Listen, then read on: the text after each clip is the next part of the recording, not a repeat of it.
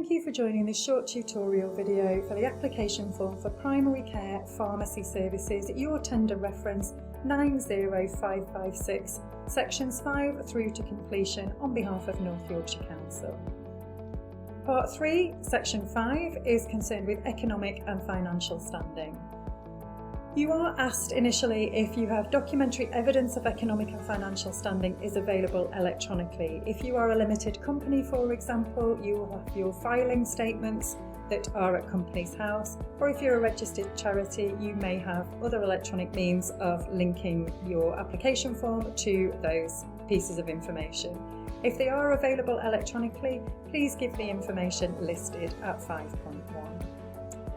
If documentary evidence of economic and financial standing is not available electronically, you do have the option of providing a copy of your detailed accounts for the last 2 years.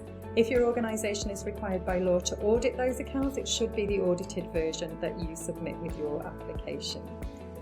If for any reason you are not able to provide a response to either questions 5.1 or 5.2, there are some alternatives that you can provide as listed at 5.3a and 5.3b.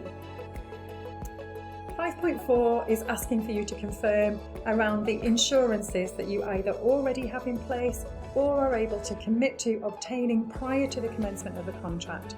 The levels of those insurances are employer's liability insurance 10 million, public liability insurance 10 million, medical malpractice insurance also 10 million, and non-medical professional negligence 5 million, and you're asked to confirm on a yes or no basis.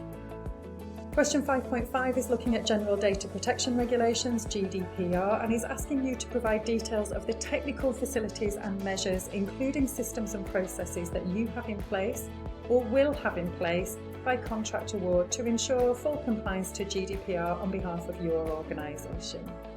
It is a narrative-based response in the box here, and you will be asked to provide a narrative against the bullet points that are listed at 5.5.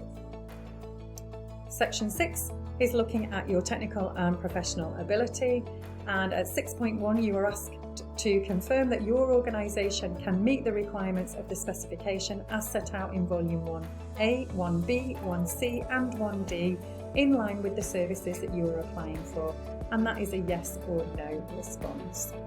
Section 7 continues with technical and professional ability, and it asks for you to confirm at 7.1 that you are currently registered with the General Pharmaceutical Council on a yes or no basis, and you're also asked at 7.1.2 to provide your General Pharmaceutical Council registration number. Please type the response in the response box. Please note that the next question at 7.2 is service specific, so providers are only required to respond to the question if they're applying for the named service. In this case, that's sexual health services. If you are asked to confirm each professional delivering the service has completed their Declaration of Competence Certificate, DOC, for emergency hormone contraception, EHC, and that's a yes or no basis. Once you've completed sections 5 through to 7 and the previous sections prior to that, you will be asked to go through the contract details and declaration. It is a mandatory requirement that organisations complete and return this signed declaration with your submission. If you have any questions or require any further clarification or information around the declaration before you sign it, please do refer to the clarification question process. This is a timed process with a deadline usually, so do check the key dates in the documentation to make sure you still are able to ask a clarification question.